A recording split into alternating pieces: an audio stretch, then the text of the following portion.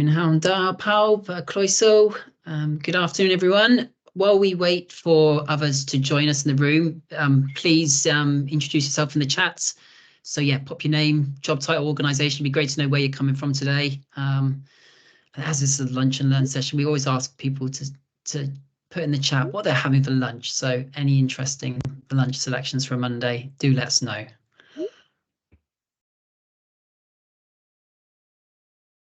I think Pete, you had some. That was a bit of a Greek flavour to your lunch last week, wasn't there? Homemade hummus, can't fault it. Anything interesting today? Not homemade hummus, but a little bit of just salad. Oh, and a Greek flatbread. I've gone Greek. Yeah, nice. It must be the sun. Brilliant. And just to let you know that we are in today's session. We record every lunch and learn session. So if you don't want to be seen on screen, then please pop your cameras off. There will be opportunities throughout the session, and obviously at the end, if you want to ask your questions as well, we can bring it up on screen. But again, no pressure. Great, good to see people in the room. Blueberry and lemon overnight oats, Rahina, that sounds lovely. Oh, a salad with Wagamama dressing and leftover sausages. Jeanette, is that a barbecue? Was that from a barbecue that was there at the weekend? I did dust off the barbie myself over the weekend, so I've got a few things left over. Brilliant. Still people coming in the room. We'll start in the next minute or so. Brilliant.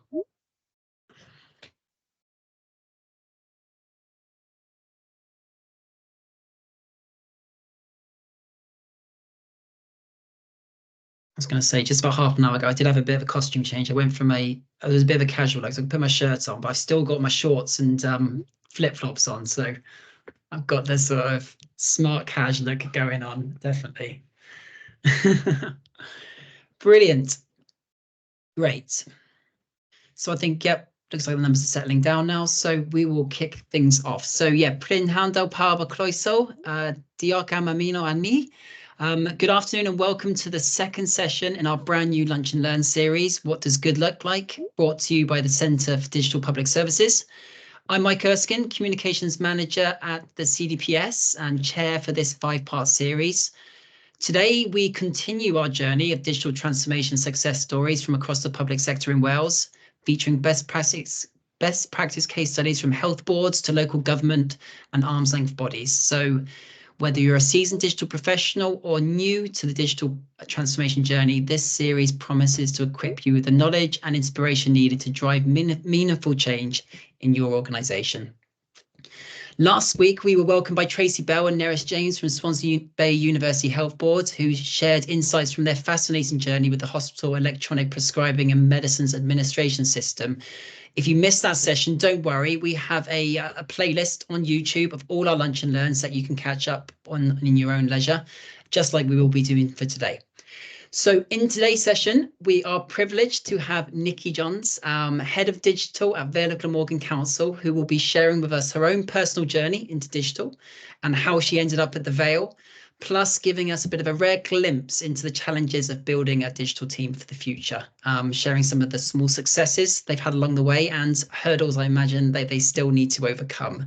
So we encourage active participation from each and one of you. So please feel free to share your questions, insights and experiences in the chat throughout the session, and we will make sure there is time at the end to cover what is said. But without further ado, I will pass you on to Nikki. Croeso, Nikki. Hello. I'm afraid I don't speak Welsh. I'm working on it though. But I know a few words, but yeah, thank you very much for having me. Fab. So, okay, so I feel like a bit of a fraud, if I'm really honest, for multiple reasons, because the what good looked like was the recruitment process of how I got here. And I'm still super early on in my journey in terms of where I am at the moment. So but yeah, we thought we'd tell you about it because it involved CDPS, and it was really, really, really positive. So just a kind of like brief background on where I am and how I got here. So I faked my way into digital very many years ago. So I'm going to say it really quickly. 28 years ago. I worked for Nationwide. I worked in the call centre, and there's a job that said web designer. I thought, oh, that looks fun. So I got myself the book, Teach Yourself HTML in 24 hours, and did so. And had a great time. Worked on Football Matters, worked on all sorts of fun stuff at Nationwide. I was part of the first online banking team, and it was there that I got this real love for user experience in UI, because Nationwide at the time had a warehouse, and sat in the warehouse they'd built an entire ground floor footprint of a house. It just looked and exactly felt like a house. And even back then they had sort of eye tracking, those types of things. So yeah. Sorry, am I sharing my screen or not? No, we're all right. The screen is up there, Nikki, but you can take control now. Yeah. Okay, cool. Fab. Has that worked? Okay. Yeah. Good. Okay. Excellent. Sorry. So yeah. So that's where I learned all about it. I've had some fantastic roles. I was head of online for Dyson in the UK. Head of online for and marketing and digital for Furnitureland. I remember Christmas Eve trying to get £1 million onto a credit card because that's how we paid our bills, and that's the amount they spent on between 3 o'clock on Christmas Day and 3 o'clock on Boxing Day. That's Google Ads for you. Really, really high profile, high pace retail world. I ran my parents' business for a while, so selling kitchen appliances. And then I got into financial services, worked on NatWest FlexCar Finance with ALD Automotive, where they'd promised something, shown a prototype, and then had to deliver the damn thing in 9 months. So it was fun. And worked on Principality, so amazing environment in a kind of like quasi-private public sector. And then did a couple of years over in Admore in digital. So I went to go and work for an Instech in London, startup, loads of money. They decided to change the way they were going. So last year I found myself unemployed for the first time, which was like a bit of a shock to the system. So I put lots and lots of applications out, and I was approached by Yoke Recruitment. And they said, oh, do you fancy the public sector? I was like, nah, no way, not a chance. No, thank you. And they're like, have a look at the job description. It looks, like it could be a really good match for you. And I'd spoken to someone in the public sector about a previous role, and I was talking through, and it looked a really interesting role, but I was kind of sort of chatting to them, and they were like, and I said, how long does it take? And they were like, oh, well, we're expecting the process to take about 4 to 5 months. And I was like, what? How do you recruit anyone out of the private sector with 4 to 5 months? It just doesn't work. We turn around really, really quickly. These things are going to be paced. There's no way I'm going to apply for anything. So I think what had worked really, really well with the collaboration between Yoke, CDPS, and the Vale of Glamorgan was the way that they approached the recruitment. So they were really, really aware that private sector works a little bit differently, that we tend to sort of turn over a bit quicker, and that those response times were fast. So I put my application in along with 60 other people, and I was really, really shocked when I was asked to come in and present. So I think we're at 6 people by now. And I came in and I had a really great experience. So I had a session with my now boss, amazing boss, and the head of HR to discuss those competency questions. I then presented to 12 people who were sort of sampled from every department around the council. And I think that was a really, really, really clever thing that they suggested, and I don't know whose idea it was, but what's really, really important as a head of digital is to be able to turn really techie, geeky stuff into meaningful opportunity and challenge. And therefore, it's really, really putting me on the spot as to how to do something technical, how to do something challenging, something in a language that didn't make sense, and share that with those people. And then I met 4 of my now staff, or my colleagues, and they gave me a bit more of a grilling and some really good questions, but a really two-way conversation about what it was like. So yeah, that was the first interview. And my mind got switched because I stood outside the civic offices in Barry, and there's 2 young kids, and they were chatting about being outside the council. I'm one of those awful people who vape, so I stood outside. And I was listening to that conversation, and they were talking about how inaccessible the council was and how difficult it was to talk to them, and why couldn't they just do this, you know, on their phones. And I thought, that's a challenge. That's a really, really meaningful challenge. And suddenly I was like, I think I'd like to do this, really. I really would. So anyway, not 10 days later, I had my second interview. Full council, the lot, the CEOs, the leaders of the various parties. Really, really intense meeting. What happens in the middle of it? My PowerPoint presentation all merge, best parts of PowerPoint. I'd gone all out. It crashes, it corrupts, and I'm stood there going, panic. So I blended on somehow. I have no idea how. And as I left the building, I shook, as I said, my now boss's hand and said, well, it's been nice knowing you, and I really, really hope you find someone good, because I was absolutely convinced I'd ruined it. And that afternoon, they knew that I was going on holiday that afternoon. They offered me the job. So still a little bit shocked I'm here, still a little bit surprised. But it was a really clever, smart way of recruiting. It was engaged all the way through. The job description was written really, really well. The pack that was sent out was really enticing and flipped my mind as to whether to apply in the first place. So yeah, and here I am. As I said, still shocked, still to this day, 7 months later, that I'm here. So yeah, it's definitely something to think about how we recruit.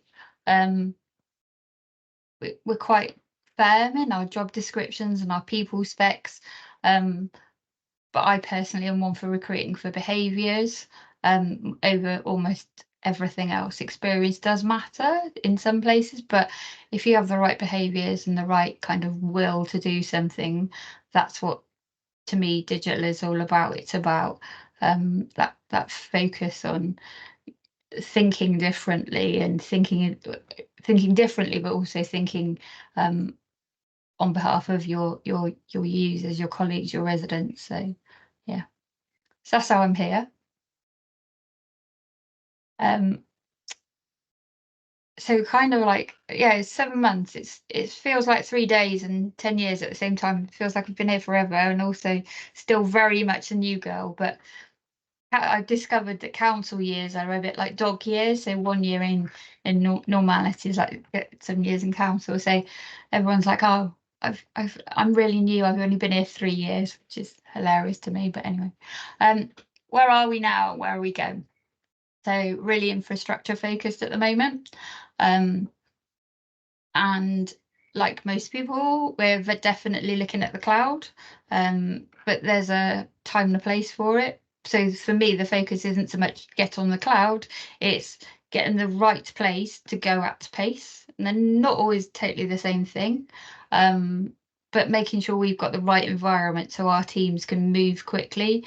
And it's a big culture change to stop thinking about big deliverables and really, really focus on how do you deliver a proof of concept and how do you iterate. And the cloud environments allow us to do that a bit better, a bit smarter as well. The second part is technology as a capability. So the history and the background I've always had as being, I've been sat in marketing teams, so we're really, really focused on the user and the audience and the experience they're having, and then it's like technology as a delivery, and it's the other way around in quite a lot of the public sector I've seen. So it tends to be digital is sat in technology. So it's moving that dial, really, really, really thinking about our users and thinking about what challenges they have, and that's as much colleagues actually as it is residents. So the functionality that we can provide in terms of automation, in terms of making it feel different for our colleagues, hugely important.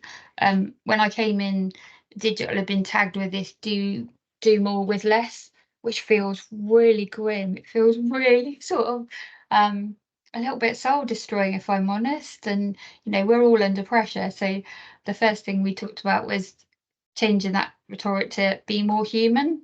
So how do we use tech to allow our teams to deliver their values, their empathy, all of the things that technology machines will never do? We've all got monolithic, disparate systems. We're never going to get rid of them all. Some of them are going to be there forever. What we've really got to focus on is orchestration. So how do we bring that data together, and we build common guidelines around things like payments or bookings or asset management, but we centralize and we have more of a wheel and spoke idea than trying to sort of point to point connect everything. And then finally, well, no, not finally, but the digital front ends, we're really, really good at getting our customers to engage with us digitally and get them to submit their requests online. But actually, digitalization genuinely happens, and it's lots of stats around the efficiencies and actually the improvement in the experience when it's a really end-to-end digital. So it's no good having this fab front end and it ends up being scribed in stone somewhere, or in binders is currently happening in one of my processes. So to really digitalizing end-to-end is important. And I think when I was thinking about this earlier about what good looks like, I think one of the biggest challenges we have at the moment is that culture and people challenge. So it doesn't really look great at the moment, where it's quite messy, and it's actually getting used to feeling a little bit messy and learning to try things and not always getting them right. And that's really, really challenging culture change for us as an organisation. We have public money, we are tasked with delivering the best outcomes for our residents, and therefore there's that feeling we've got to get right every single time, and it's about figuring out when we can safely afford to get it a little bit wrong so that we go faster, learn, change, and develop something even better. So yeah, it doesn't always look good at the moment. Just in terms of our prioritization, you won't be surprised, there's a humongous backlog I've got to do. So we're trying to take lots of little small steps in lots of places, but fundamentally it's about our team, it's about our people. So what we're trying to deliver is a really high performance culture, support our teams to go through what will feel like a really, really big transition. And that's within our teams and with wider. So finding our champions, finding our detractors as well, and figuring out why and how we can take them on the journey. All of this, it doesn't matter how good our digital systems are, if they're not safe and they're not secure, we are in deep trouble. So we've got a real push around security at the moment, and making sure we're safe. We're in an election year. I absolutely cannot sleep at the moment the idea of ransomware, but touch wood, or veneer, that we'll survive through it, but we're doing everything we can. And on top of those layers, we can then start to think about what service delivery looks like, really, really focused around users. There's a really good quote from someone called Louise Tuhill from Google. And she was talking about it in the context of marketing, but I think it works with digital as well, which is if you understand the users and you know what the magic is, if you bring the two together, that's where the sweet spot is. So we're really, really good at that technology bit, or we're really, really good at understanding processes, but it's about bringing them together to find that sweet spot. Data, we've got tons of it, tons and tons of it, and it's in massively disparate places. We've just written our data strategy, and I'm really, really excited about the data strategy because what it does is, for the first time, it really starts to talk about the need to bring things together and repositioning data, not just in terms of reports or dashboards, but in what we can do with it in the moment to genuinely change the way things are. And then, you know, there's future technology and there's so much of it, and I get calls and calls and calls and calls, and there's so much we need to look at. But it's really, really important to get our foundations right, which is why we talk about this pyramid. So yes, AI is definitely on the cards. We'll definitely look at it, but we've got to get it safe first. We've got to get that governance in place. We've got to get the operating model right. And then finally, how do we build a team for the future in a set of budgetary challenges, I suppose, we're facing? That's probably one of the biggest challenges we've got now. I am super, super lucky. I have an organisation that really genuinely believes in digital. And one of a few councils where digital transformation's on the leaders' portfolio, really highlighting the importance of it. Despite the fact that we're all facing budget cuts, my reserve managed to stay relatively unscathed. And that recognition and the support from top down is massively important to us. So we need to change the shape of our team. We definitely aren't getting smaller. I'm hoping to get bigger, but we'll see. Less on infrastructure and applications, less about the boxes and the cables and what have you. And we'll do that by increasing our efficiency, and collaboration is so, so important. We're just not going to do the next 5-10 years running the way we do now. So we've got to find other organisations that are facing the same challenges and facing the same type of things and work together. And by sort of making it more efficient in the infrastructure and applications, we can focus on our security. We can focus on developing new solutions, getting that data in the right place, and really, really hone down on user experience, which is my utter love. The reality is we can't do that all the time. We haven't got the budget right now to do that. And even if we wanted to flip a 180 and really, really change a team, there's a people consideration of the journey we need to go through.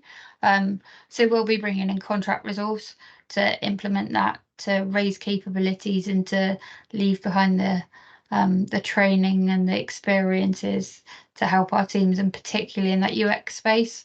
So I know that CDPS have been looking at minimum viable capabilities, and it's a really huge and very interesting challenge, because I believe in DDAT. I think it's absolutely the right thing to do. I think lots of very intelligent people, and I hold the GDS team in high regard, have spent a lot of time thinking about this.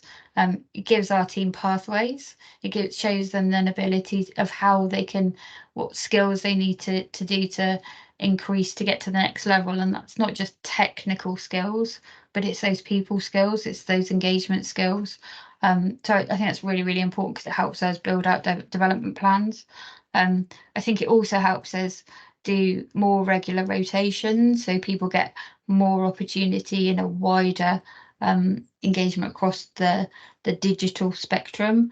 I talk a lot about T-shaped teams, so people who understand how it all fits together, but probably have a specialism as well.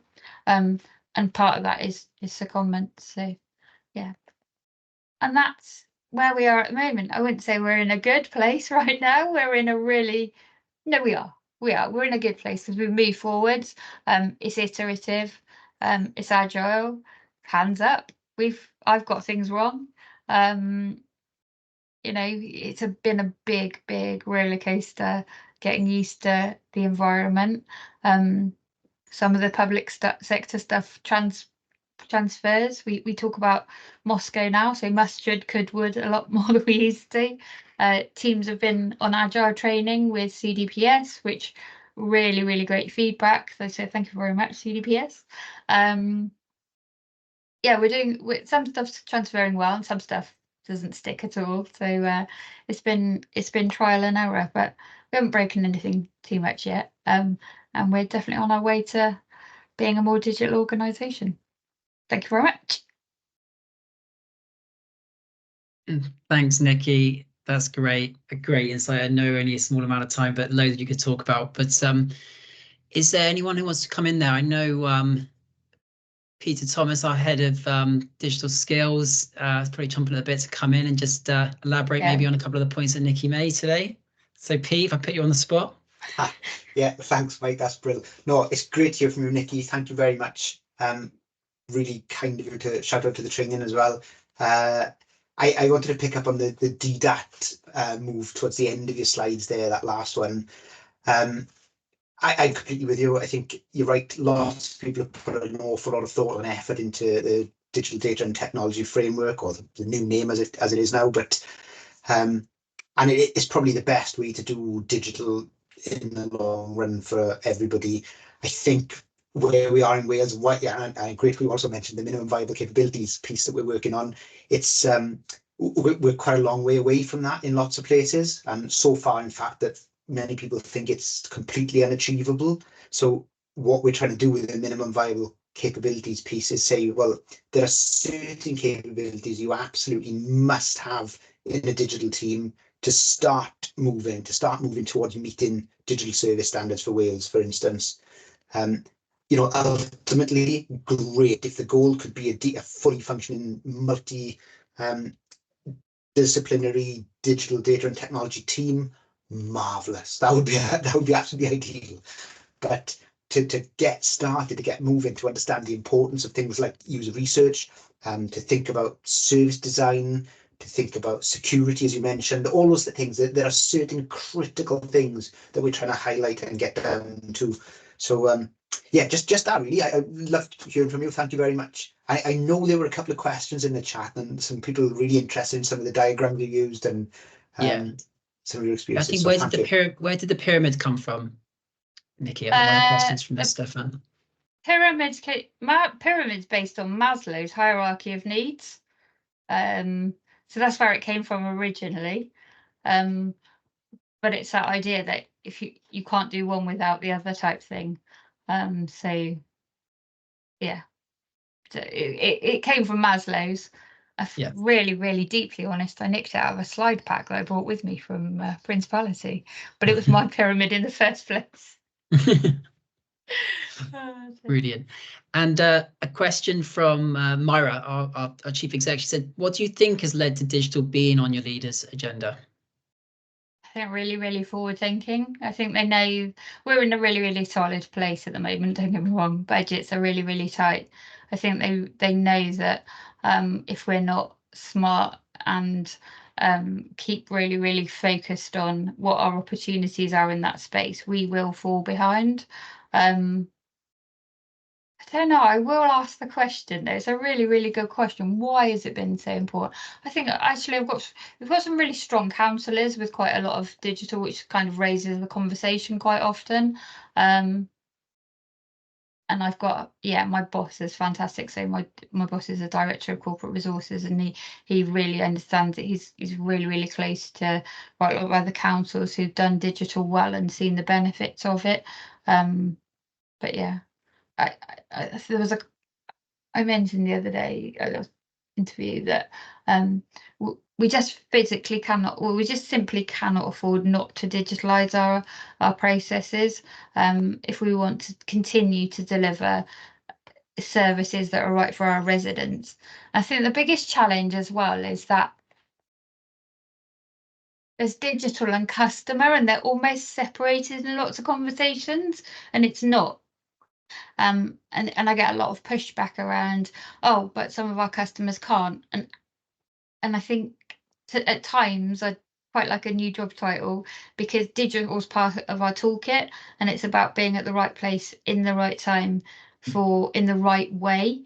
And if I cast my mind back, and it's really, really similar. So take Admiral.